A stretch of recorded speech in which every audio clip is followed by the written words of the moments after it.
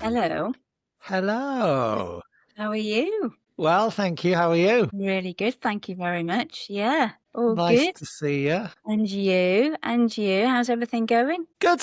Yeah, busy. Interesting start to the year. I think we'll get into this, but it's a bit about not knowing what's going to happen in the near future in terms of Yeah, AI and like the yeah, economy and all sorts of things. So it's kind of like I think businesses are struggling. And actually, it's an interesting one because I think it's a lot to do with clarity over what can be achieved. It's something that you do, right? Which is yeah, that this kind of boil everything down yeah, into the most basic format. But I think people are, if you look at what's out there, add a live chat here, do this here, add that there, blah, blah, blah, blah. And everybody feels completely overwhelmed by like, yeah, what am I yeah, going to do? Stop yeah. everything. Oh, yeah, You know? And yeah, I think it's that. So actually, it's the first thing I wanted to talk to you about, really, which was 20 something years you've been doing the marketing for, yeah. Pretty much 30 now. nearly 30. And Yeah.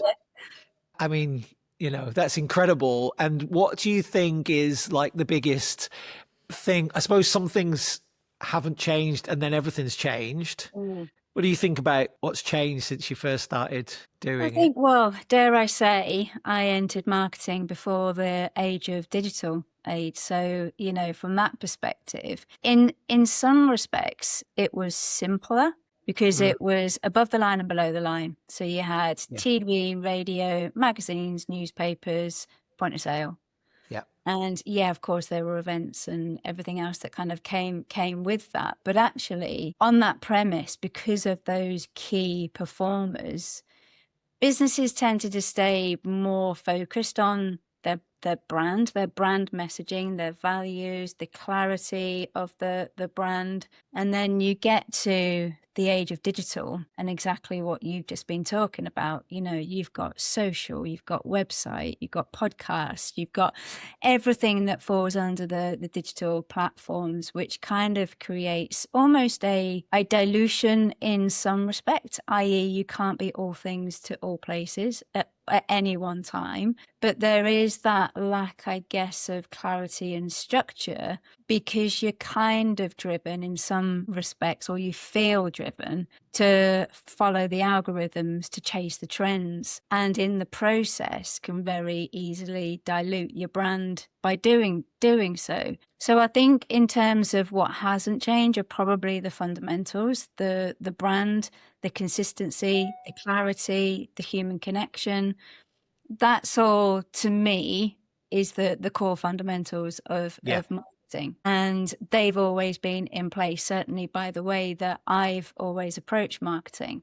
Yeah. But then you can understand how businesses kind of fall into the trap of trying to be all things to all people, because you're talking to probably the same audience, but across a number of different platforms. Some of them might be only on socials in the evening, others check their emails through the day. And there's all of that you have to kind of consider in terms of your strategy going forward. So yes, definitely changed. But I think the core thing is just sticking to the fundamentals, which kind of gives you that clarity in the first place. Yeah, and I guess it's accelerating at the moment, isn't it? Because of AI, it's Yeah. accelerating in terms of like the things you can do. All clients look for a silver bullet. They always want something. Yep. Do you think that they're less focused on building a brand and looking for sort of like what you maybe call quick wins and things like that? That's changed in the last 30 years in Oh, terms of, yeah. if we just add Yeah. this, we're Yeah. done. We're Yeah. all right. Yeah. Um, Yeah, I agree. I think what's happened is human behavior. You and I will do it ourselves.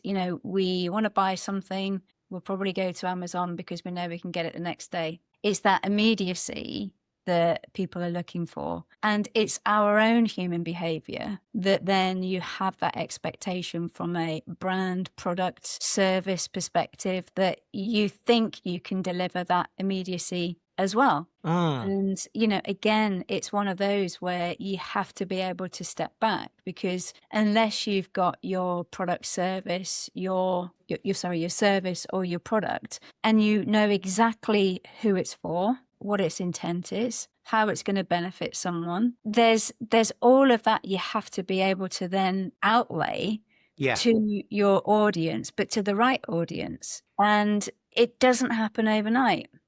Yes, if you suddenly materialize as a small business and you had this big pot of money, to me, I still wouldn't encourage them to use it, because you have to grow the business. You have to educate consumers. You have to educate your audience.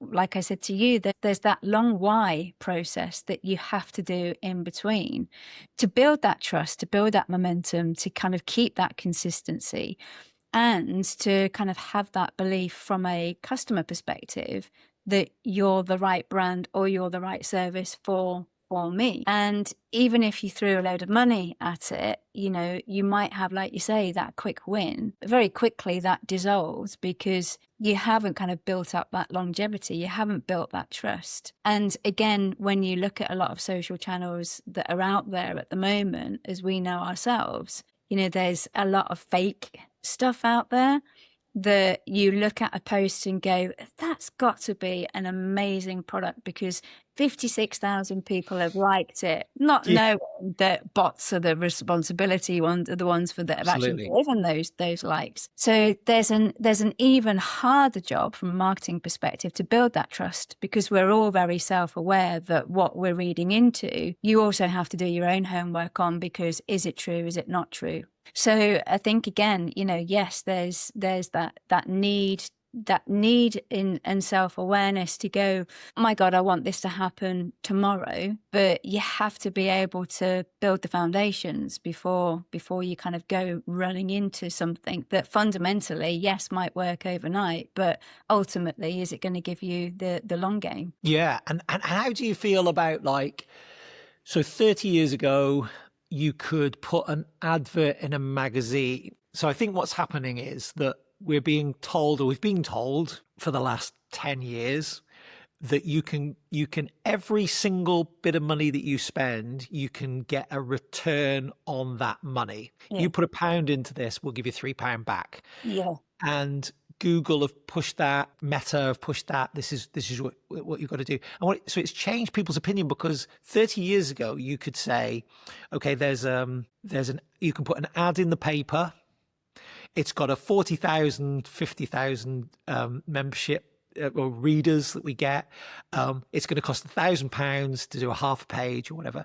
People used to do it, measuring how that was. It used to be more about, let's make sure that we're connecting with the right audience. Let's make sure that we've got the right messaging. Let's make sure that. Now it's like, well, I want to see every penny that I spend. I want to see 3p back. I want to see this return. Yeah. It's very hard to do that when you're trying to build up a brand and you're trying to understand user behavior. You're trying to understand your audience. And actually everybody's trying to understand their audience all the time. This is a continual thing that you're trying to build up. But you've been sold, I can put stuff on social. And that wouldn't have happened 30 years ago. No. At all, to that degree. No. You would trust the process more, maybe, would you? I think. Yeah, I think so. I think, again, you're in terms of the titles that you would advertise in, they'd be relevant to your product or service, wouldn't they? Yes. Now your audience is, like I said, is so fragmented and all over the place. And I mean, you and I have done this, is where you have to do the testing. Yeah. And that's the thing. That's what you learn from, because you can't go all guns a blazing on, like you say, putting money behind certain paid advertising, having never done it before, not knowing what those results are going to be. And that's the thing, is that the testing phase, even from the point where you're doing it organically, forget the money, is that you learn from that. And I think that's the thing, that's the key part, is, again, you've got to have the strategy. You've got to play the long game, because that's the learning phase. That's the learning phase, always. Yeah, Yeah. absolutely. And then you just keep applying again and again till you perfect it. And if when you perfect it, that's when you kind of put the more bang for your buck behind it, because you've already done all that learning. You know what's going to happen. Like you say, you know the user behavior, you know the intent it's going to drive, and that's what's going to drive the results. Yeah, and I kind of wonder, I don't know if you agree with this, but I kind of wonder whether we lose sight a lot of the audience and the kind of exactly what they're after and what you're trying to understand about them. What Yeah. you're leading with platforms and tools and you're seeing that it's working for everybody, Yeah. and yet it might not be right. We're working with a company at the moment that they've got a live chat, as an Okay. example, because I mentioned it, Yeah. but they're doing this live chat, and we've run some user survey, some user tests, talking to people. Wow. And people have said, I'd never use that. I wouldn't use it for this industry. Mm. And I think what's interesting about that is now that's allowed us to go out and go on, okay, I wonder what the quality of leads are like actually through this, and sort of drill down into the audience and find out whether what we've got Yeah. anecdotally from the small group of people that we've done a user test on. Yeah. But I Yeah. think that losing sight of your audience and that is, I think, is eroding some degree, is speaking to people and Yeah. finding out what they're after, Yeah. what they're trying to get, because we're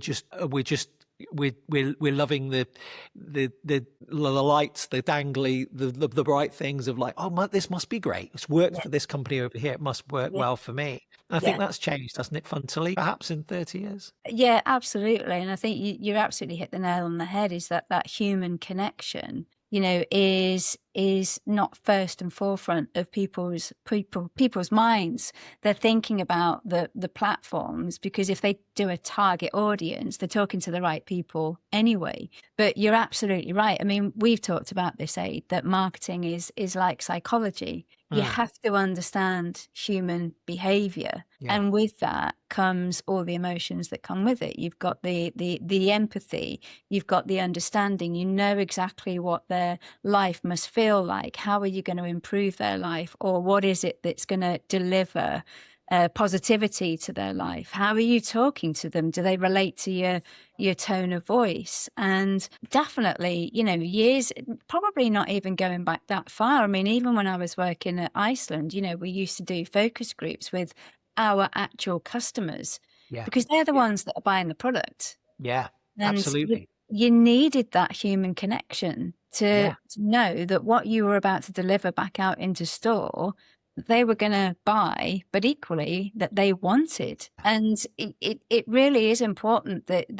out of the whole digital age, and I think, like you were saying, with AI kind of coming into play, a lot of marketing can be built on assumptions. And that again, for me, is that you have to take that step back. Yes. You might have a great service, you might have a brilliant product, but unless you understand your consumer, you can't just go out and market, like you say, based on, well, we've seen this company do that, let's We give it a think this might whirl. work. Yeah, this might Yeah. work. This might Yeah. work. So over the time that we've worked with you, I think you've got a real like calming effect. You take a real like a very calm view at everything and look at everything in a very, you don't jump at stuff straight away. You're sort of thinking about, you process it a lot.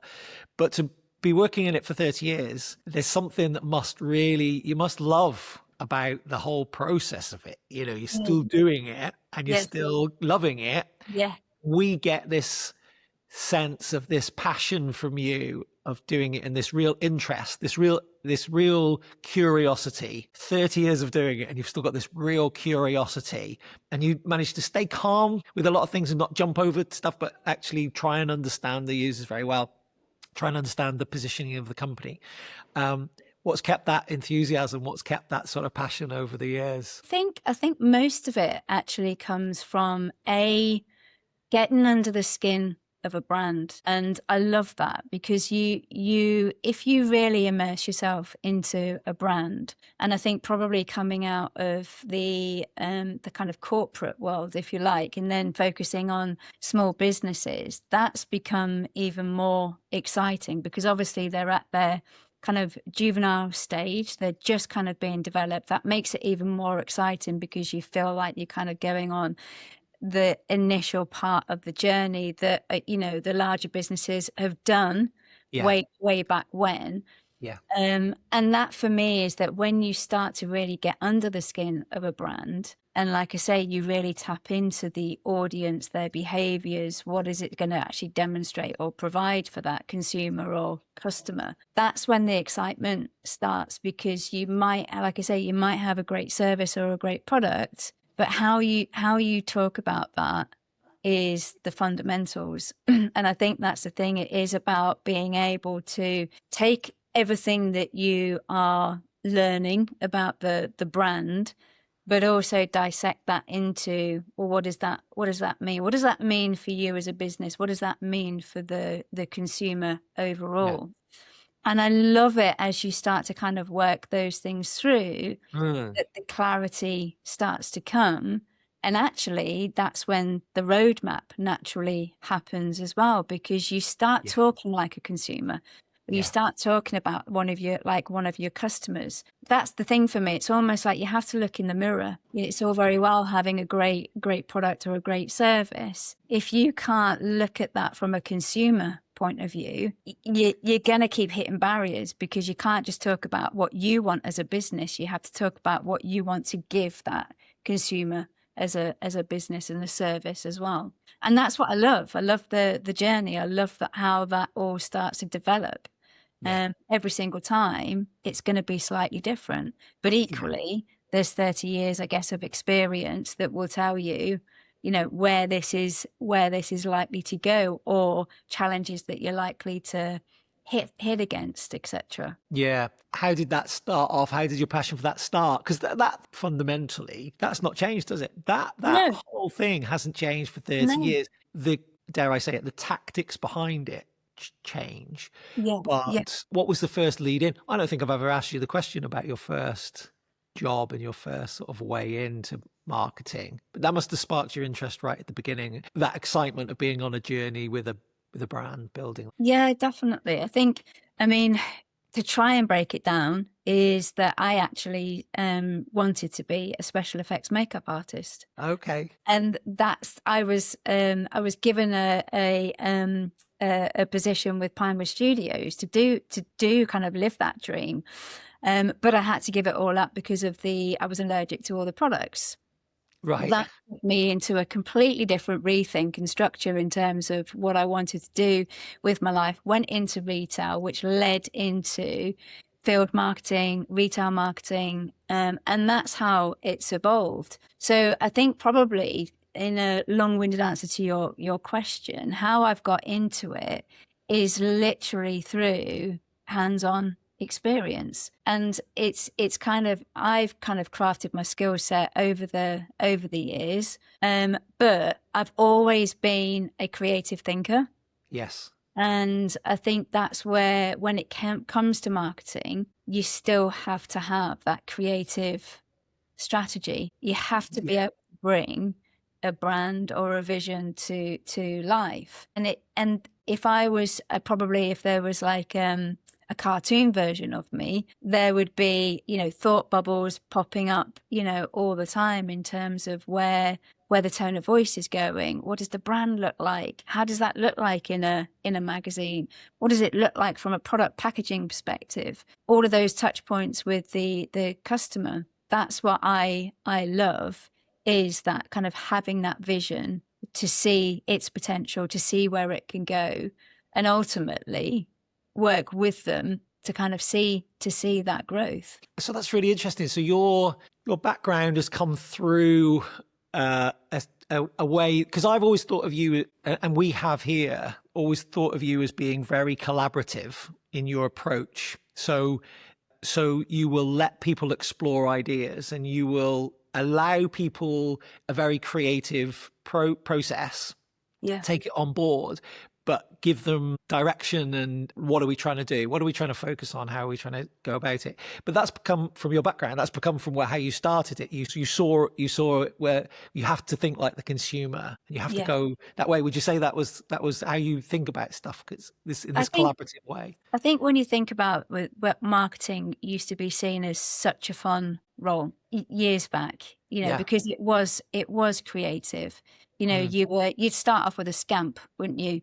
And then you kind of work your way through it. You build a storyboard. Everything was visually represented before it went anywhere. And there was always a story to tell.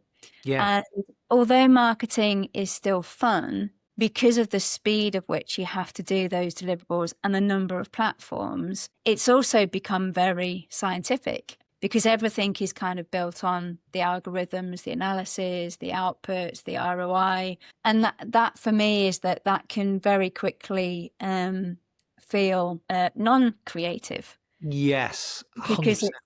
Because it is so scientific. And that for me is that where I just love to be able to let people's minds run with an idea. Because without our imagination, there wouldn't be so many amazing products out there in the first place, or so many amazing businesses. It takes imagination from the offset.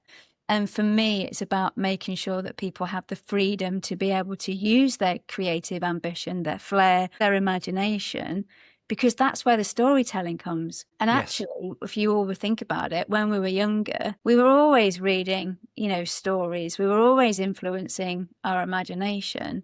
And that really is how marketing should be, that you're storytelling, know, and it's not about kind of creating like the fake news that we're seeing, but it's that people can relate to it. Or it might take them back to a time where they're resonating in terms of, that's what I used to do when I was younger. If they can relate to something, that you start to build the trust as well. Yeah, that's right. It's about being authentic and genuine, isn't it? Authentic kind of becomes a bit more of a buzzword these days, but that's right. It's true. It is true. Yeah, it is absolutely true. And I think that's, when someone like Amazon wins in the sense that apparently in the early days, they were very much customer focused. Can we deliver this afternoon? Can we deliver this tomorrow? And say fully focused on the customer and try and understand what their problems are and get that out to them. There's no secret then to that growth and how they grow so fast because of that. But I think where creativity, I was talking to someone not long ago and I was saying that their headline of the page didn't look very inspiring and should be a bit more unique and everything. And they said, we can't change that because Google won't pick it up. And I thought, you're becoming a slave to the algorithm through your creativity of writing a unique headline that would serve the purpose of the audience, but doesn't serve the algorithm as well. And I think that's a bit of a shame that we're losing that thing. Not that it can't be done. I think that building a brand obviously can still be done and is done and proven to be done by lots of, companies that were never, if you think of the big brands that are around at the moment, Amazon, Booking.com, Airbnb, all those ones really 30 years ago. I mean, 10 years ago, they were never even on the playing field, were they? And now they've rocketed. But I think they've all built their brand up very, very clever in the way that they've done it. And maybe not gone down the algorithm route as much. It's gone, this is who we are and this is what we're about, and try and push that forward. And that's something that excites you. I guess that's something that you're really passionate about, putting that element forward. Yeah, definitely. And I think when you build that identity and you create that consistency, for me it's always about, you see it so often if you took kind of like LinkedIn as an example, that people go for the likes. Well, God, I've only got 3 likes. Yeah. Do you know what I mean? And it's but you've got over 1,000 impressions. And again, it's human behavior, isn't it? You feel like I failed, but actually you're winning. because you're growing slowly, you're getting the impressions. What you don't want is a load of likes, but actually it's not generating anything for your business. You know, that you've got to be able to find that sweet spot. The people that are liking your content are the people that are buying into your concept, your brand, your service, versus hundreds of people liking you but not getting any business from it. You know, stop chasing the likes, you know, go after the intent and what you stand for. Yeah, stay focused on that. I think it's really important. You see a lot, don't you, on making sure that you get into AI, into chat GPT, make sure that your brand's mentioned within it. And people focus heavily on that without thinking, hold on a minute. First of all, does our audience use AI? And what questions might they be asking? But actually, if we're very focused on who we are and what we do and what we provide, we will just appear. Let's not chase after that so much as like, let's stay very focused. So if you were in the age we're in right now, what would you tell your younger self? What would you say when you were starting out if you could do a Marty McFly and go back and be like? Yeah, I think for me is about making sure that you've, from a marketing perspective, you know, there is that reassurance that you just need to give yourself about sticking to the fundamentals, because actually that's what's going to do the delivering. And, you know, 30 years ago today, people still want, you know, the clarity. They still want the confidence in terms of confidence in your brand, in your ability, and they still want to kind of have that that authenticity. They want that human connection.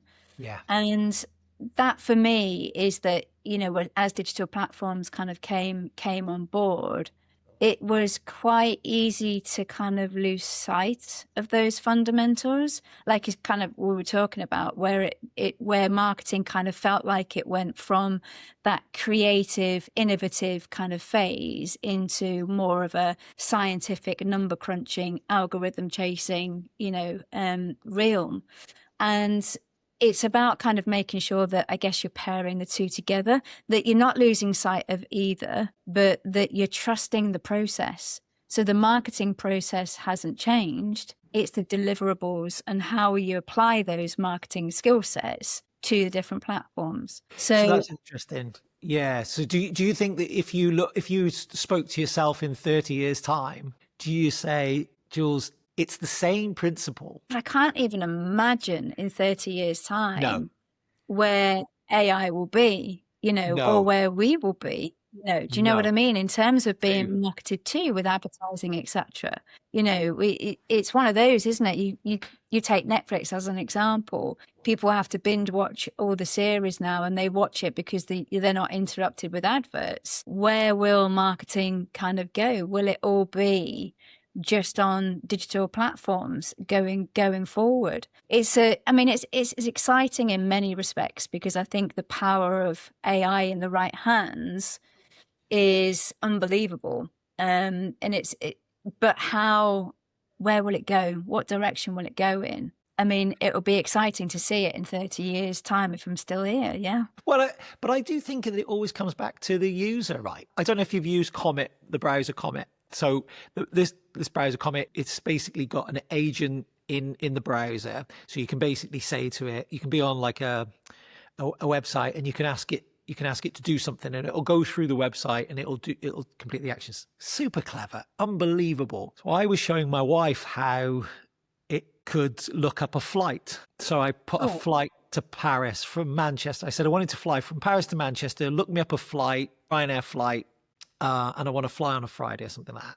And me and my wife sat there, and it's going through the site, and it's checking all the things. And she goes, I could do it quicker myself. And I just thought, do you know, that's it doesn't matter what we come up with. It doesn't matter how clever things get. If it's not adopted by people, it ain't going to take off. And I think that's fundamentally what marketing is connecting with humans and going, if you don't get it, if you don't like it, if you reject it, it's never gonna work. Like, how do you think AI is disrupting that? Because I don't think anybody's got a crystal ball into looking at that. But how do you think that AI kind of makes everybody think twice about their role, their job, every single job that's out there. You know, Yeah. can it do this? Can it be a marketer? Do you think that there'll be, agent marketers out there that will run? I can't Well, I see. mean, we're seeing it. We're seeing it already. Yeah. I'm seeing a lot of content coming out of agencies that you can see are obviously written by AI. And I Mm. think, fair play, if that's the direction that they're going in. I guess probably I can only speak about personal experience, because the one thing that I found with AI is, unless you really educate it yourself. So even if I take some of the small businesses that I work with now, or even my own brand, I will spend a hell of a lot of time uploading a load of information about that business before I'd even attempt to use AI to look at any form of marketing, maybe even if it's just only kind of copy content that I'm looking at. Because otherwise it will just look at a lookalike business. Yes. It can only give you what it knows. Yes. That's And right. therefore, if you don't give it enough information, you're just going to get a like for like brand, content, look, feel Yeah. that it does know. Yeah. And I always feel that it always gives you a little bit like, you're kind of like, yeah, it's nearly there, but it's not quite what I'm after. And it Yeah, never does. It never goes that bit where you're like, it's not what I was thinking. Yeah. Because I think humans come up with stuff that's so sometimes left field, so innovative. Yeah. Maybe it won't get there with that. I don't know. But I mean, you think about it from an AI perspective, it doesn't think like a human. So as much as there is that immediacy with AI, it's responding just like that, and it blows your mind a lot of the time. Actually, what it's not doing is having that ability to think. And that's the beauty of a human, is we have that ability to think. We have that ability to think outside the box. AI doesn't have that ability. And it, exactly to your point, you'll probably get some good content from AI, but make sure you're putting your own thoughts, your own style to it. Yeah. Because the other thing that AI will never understand, I don't think, is that human connection. And it kind of goes back. It's not emotional. It's becoming a lot more intuitive in terms of how it talks back to us. But it's never going to have that compassion, that empathy, that real understanding of how a human feels at any one time, other than told it should feel. Yeah, no, I totally agree.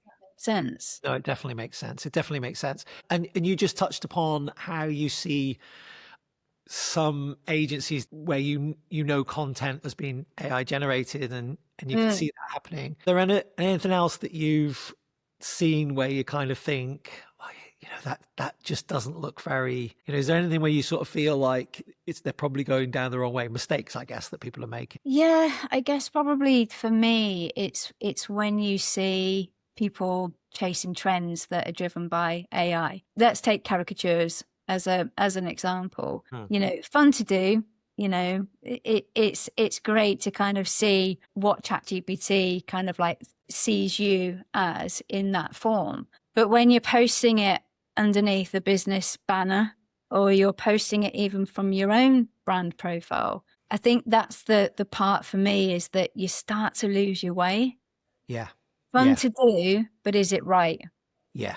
And I think, again, that's where people will try and jump on trends. In that moment, it feels right. But actually, if you keep doing it, you're diluting not only your whole personal brand, but also your business.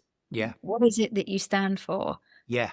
Are you a fun business? Are you a caricature? What are you telling me? What's the story behind this? And over time, that can have a damaging effect. Yeah, absolutely. So not to say not to do it, but do it kind of for a bit of fun internally. If you know it isn't right for your brand messaging or your consumer, or actually it's got absolutely nothing to do with the service that you provide or the product that you sell, don't do it. Yeah. And it comes back to that authenticity, perhaps, doesn't it? Where it's like, are you being authentic, or are you just following a trend? And like, because to get back to the name of the podcast, The Long Yes. Yeah. Um, when you're looking at, when you're trying to persuade people to take on your brand, and they're thinking about it and they're looking at your brand, I think we often forget we can create the caricatures, we can follow any trends that are around, but we're not thinking in terms of the user, like how's the user perceiving me, and you're trying to build something up over a long period of time, some trust with your audience, and they're just going off in directions. They're just shooting off. Every week they've got a different plan. They've got a different idea. Yeah. And that's what that becomes, doesn't it? That not staying focused. Do you think when you're trying to get buy-in for a lot, when you're, we've worked on with a client, with Nexa together, whereby period could be 3 years where someone's thinking of this, all you can go on then is, you can't go on the clicks, you can't go on the likes, you can't go on. You've got to go, how do we build this as a fundamental business? And it proves that it works because it's worked over a long period of time. We put the user at the center of that, right? We put the user, what we're trying to perpetuate is their experience all the time. And if you just follow a trend, you're not doing that, right? Yeah, absolutely. That's the thing, but that comes down to strategy, doesn't it? Yes. And I think that's the key thing, is that when, like you say, if you try this and you try that and you try the other, what are you actually gaining from it? You might go, well, that post worked really well, but actually, are you saying it worked well because it got that many likes? Or are you saying it worked well because it drove that many sales or lead generation? What does that, when you say it worked, what does that mean? What does that look like? Yeah, absolutely. And that for me is that where the strategy comes in, because at least that way, for want of a better phrase, I guess, you stay in your lane. With the strategy, you don't get distracted by what other people might be doing, or how someone else has done something, or, oh God, that new trend, we should give it a go. No, you stick to the strategy, because that's what's going to grow your business. And it's hard, isn't it? Because again, it comes down to that you're, even as a business owner, you're open to trying new things. You want to try new things, but you need to stick to what is going to work. And you might have that little bit of fear of missing out when you see another business that might be similar to yours doing the trend and getting a load of likes. But you have to ask yourself, would it have actually driven any leads? That's right. Did it work? Did it actually work? So people follow other people, but they have no idea whether it worked for them or not. It's just their perception of they're doing it, we should do it. Yeah, absolutely. Absolutely. So for me, it just comes down to kind of having that mindset, and the strong mindset to be strategic in your approach. But also, again, it comes down to consistency, doesn't it? It does. If that consistency means that you don't do a couple of caricatures using ChatGPT, it's not the end of the world. You're sticking to your guns because you know what works and what's right for you and what's right for your audience. 100%. Yeah, totally. No, completely get that. I think it's really interesting. So let's talk about what you're doing at the moment and what you're doing in the future, and kind of your your outlook for this year of 2026. Yeah, it's well, I think where I've spent some time kind of looking at my own strategy at the beginning of this year, and really kind of tapping into what's going on out there. And I don't have to tell anyone in the fact that it's not great. In terms of politics, news, fake news that's out there, of feeling overwhelmed by social content, feeling like you're being kind of like lied to. And I think that's, for me, is where it's with Red Jasper anyway, with the business. It is about just staying true to yourself. I don't, for me, I'm not chasing anything that isn't right for the business, if that makes sense. So it is about being strategic. It's talking to an audience that wants to talk to me. I.e., not doing it for the likes. I'm doing it because it's relevant. But I think the one thing that I'm definitely finding out there in the all industries, is people really, really wanting that human connection. Absolutely. And that for me is that's the way forward. Yeah. So it is about kind of collaboration, working with, you know, people outside the industry or working with people in the industry, really being able to have that human connection. Yeah. Using the buzzword again, authenticity. You know, you want to be authentic. You want people to see you for who you are. And that builds trust. And that's what people really need and want at the moment. They want to believe. They want to kind of get to know someone. They want to get to know a product. They want to get to know a service. Yeah. You do that through people. Yeah. And I think one thing that we kind of lost our way in from a marketing perspective, not everyone, but a lot of people, is that reliance on the feedback. We talked about the focus groups as part of that feedback, and we always ask for reviews. We always ask for testimonials. You know, you say it on your email referrals. You know, you want that human connection because you know that's the most powerful form of marketing. At the end of the day, someone talking about your brand or service.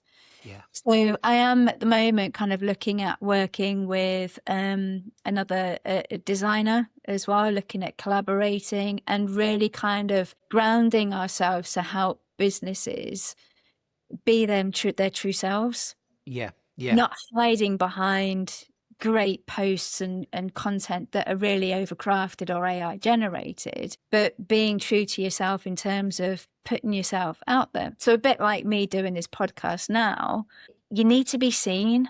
Yes, 100%. And I think, you know, that goes with the likes of thought leadership posts, etc. Yeah. People need to relate to people. Yeah.